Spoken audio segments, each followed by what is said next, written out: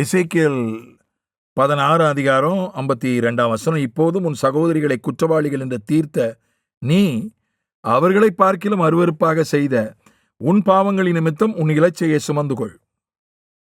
உன்னை பார்க்கிலும் அவர்கள் நீதி உள்ளவர்கள், உன் சகோதரிகளை நீதி உள்ளவர்கள் என்று விளங்க பண்ணின நீ வெட்கமடைந்து உன் இலச்சையை சுமந்து கொள்.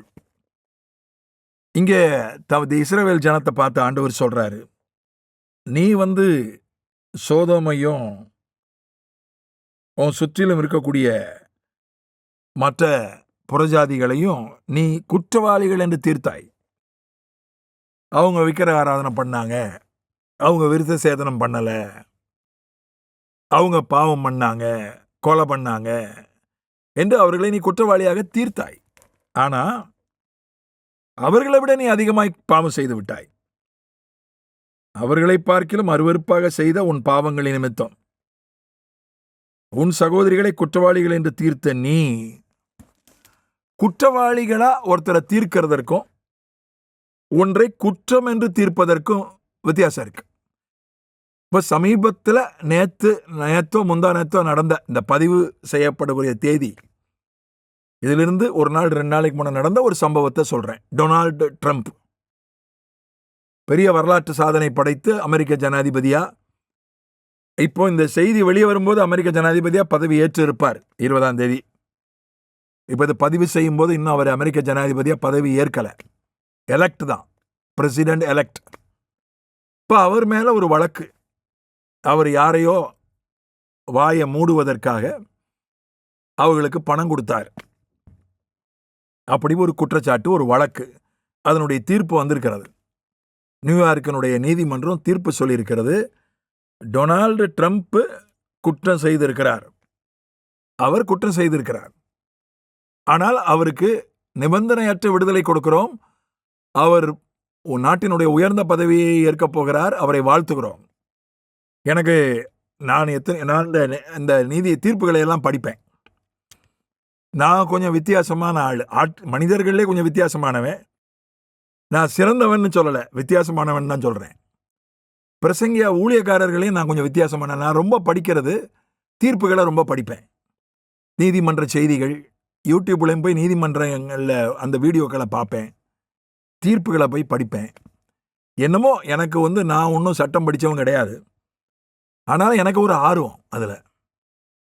ஏன்னா ஒரு சில தீர்ப்புகளை என்னுடைய ஆவிக்குரிய பிள்ளைகளிலும் சிலர் வக்கீல்களாக இருக்கிறார்கள், பெரியவர்களும் வக்கீல்கள் இருக்கிறார்கள், அவர்களோடு எனக்கு சில அனுபவங்கள் உண்டு. ஆகையினால நான் ஆச்சரியப்பட்ட ஒரு தீர்ப்பு, எத்தனையோ தீர்ப்புகளை நான் செய்திகளில் படித்திருக்கிறேன், இந்த மாதிரி ஒரு தீர்ப்பை நான் இது வரைக்கும் கேட்கல. ட்ரம்ப் குற்றம் செய்திருக்கிறது உண்மை, ஆனால் அவர் நிபந்தனை இல்லாமல் விடுவிக்கப்படுகிறார், அவர் பதவியேற்க வாழ்த்துக்கள். எப்படிப்பட்ட ஒரு தீர்ப்பு கொடுத்திருக்கு பாருங்க, ரொம்ப ஆச்சரியமா இருக்கு எனக்கு. அந்த மாதிரி தான், அதான் சரியான ஒரு உலகத்து நீதிபதி, அவர் ரட்சிக்கப்பட்டவரா எனக்கு தெரியல. அந்த நியூயார்க் நீதிமன்ற நீதிபதி ரொம்ப அழகா கொடுத்திருக்கிறார். இப்போ அந்த மாதிரி அதுதான் சரியான ஒரு கிறிஸ்தவ அணுகுமுறை, கிறிஸ்தவ பார்வை. ஒருத்தர் தப்பு பண்ணியிருக்கிற, அவர் பண்ணது தப்பா சரியா அது நம்ம சொல்ல முடியும், அது நிச்சயமா சொல்ல முடியும். ஆனா அவரை குற்றவாளி என்று நாம் சொல்ல முடியாது. ஒரு பிரசங்கியார், நான் பள்ளி மாணவனாக இருந்தபோது பிரசங்கம் பண்ணி சொன்ன ஒரு உதாரணம், அது ரொம்ப எளிமையான தெளிவான உதாரணம். இப்போ ஒருத்தர் பொய் சொல்லிடுறாரு, அதை நம்ம பார்த்துடுறோம், கேட்டுடுறோம். அவர் சொன்னது பொய் தான், அது எந்த விதத்திலையும் அதை மாற்ற முடியாது. ஆனால் அவரை நம்ம பொய்யர்னு சொல்லக்கூடாது, அவர் சொன்னது பொய் தான், அந்த செயலை நம்ம குற்றம்னு தீர்க்கலாம், ஆனால் அவரை பொய்யர்னு தீர்க்க முடியாது.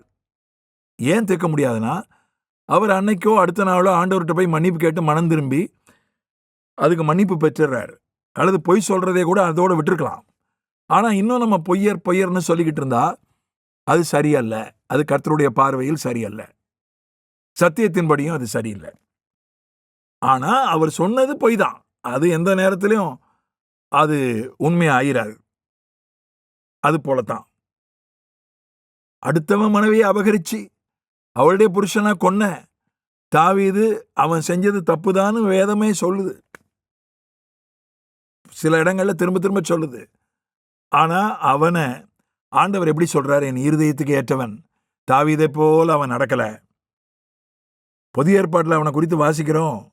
விசுவாச வீரர்கள் பட்டியலையும் வாசிக்கிறோம். எபிரேயர் 11 அவனை குறித்து அப்போஸ்தலர்ல வாசிக்கிறோம். தேவனுடைய சித்தத்தின்படி ஊழியம் செய்து அவன் மரணத்தை சந்தித்தான், கர்த்தருக்குள்ளே மரித்து போனான். தேவனுடைய சித்தத்தின்படி ஊழியம் செய்தான்னு அவனை பத்தி சொல்லப்பட்டிருக்கு. அதுதான் சரியான ஒரு அணுகுமுறை.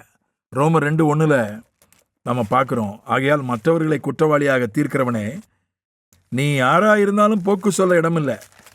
அதே குற்றத்தை ஆகையால் மற்றவர்களை குற்றவாளியாக தீர்க்கிறவனே, நீ யாரானாலும் சரி, போக்கு சொல்ல உனக்கு இடமில்லை. நீ குற்றமாக தீர்க்கிறவைகள் எவைகளோ அவைகளை நீயே செய்கிறபடியால் நீ மற்றவர்களை குறித்து சொல்லுகிற தீர்ப்பினாலே உன்னைத்தானே குற்றவாளியாக தீர்க்கிறாய்.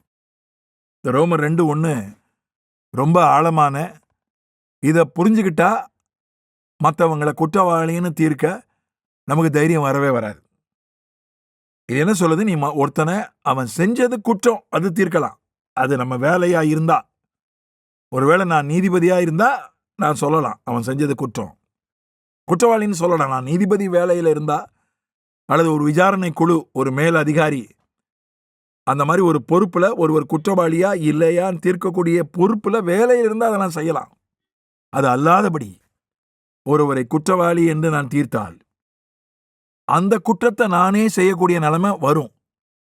நீ குற்றமாக தீர்க்கிறவைகள் எவைகளோ அவைகளை நீயே செய்கிறபடியால் நீ மற்றவர்களை குறித்து சொல்லுகிற தீர்ப்பினாலே உன்னைத்தானே குற்றவாளியாக தீர்க்கிறாய். அதனால நாம் மற்றவர்களை குற்றவாளியாக தீர்த்து கொண்டே இருந்தால் நாம் ஒரு நாளிலே குற்றவாளியாகி விடுவோம். பயங்கரமான ஒரு எச்சரிப்பு கொடுக்கப்பட்டிருக்கிறது. மற்றவர்களை நீ குற்றவாளி குற்றவாளி குற்றவாளி என்று தீர்த்து கொண்டிருந்தால் நீ அந்த குற்றத்தை செய்யக்கூடிய நிலைமை உனக்கு வந்துடும். நீ யாரா இருந்தாலும் சரி, நீ யாரானாலும் சரி, எவ்வளோ பெரிய உயரத்துல பக்குவத்துல முதிர்ச்சியில் இருந்தாலும் சரி. அதனால கண்டம்னிங், ஜட்ஜிங், நியாயம் தீர்ப்பது, மற்றவர்களை குற்றவாளி என்று தீர்ப்பது, அது நம்முடைய வேலை அல்ல. அது நமக்கு ஏற்றது அல்ல, நமக்கு நல்லது அல்ல. ஆமென்.